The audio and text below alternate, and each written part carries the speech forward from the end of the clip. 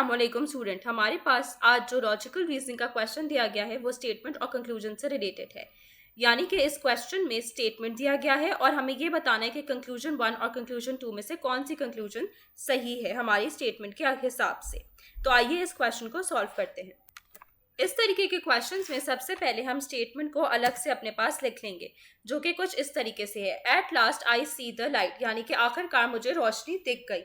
आखिरकार का मतलब ये है कि पहले जो भी शख्स था जिसको लाइट अब दिखी है उसको पहले लाइट नहीं दिख रही थी, तो हमने उसको इस तरीके से लिख लिया कि the person wasn't able to see light before.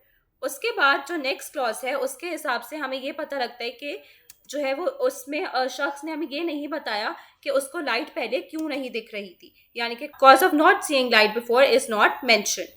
तो अब हम ये देखेंगे कि कंक्लूजन 1 और 2 में से कौन सी सही है।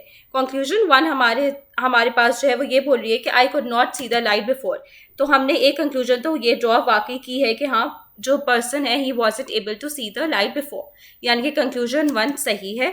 कंक्लूजन 2 जो है उसमें जो है वो लाइट ना देखने का कॉज है बेसिकली, यानी कि आई अंडरवेंट आई सर्जरी। अब जो शख्स है उसने हमें ये नहीं बताया कि उसको रोशनी पहले क्यों नहीं दिख रही थी, इस वजह से हम कंक्लूजन 2 को सही नहीं मान सकते।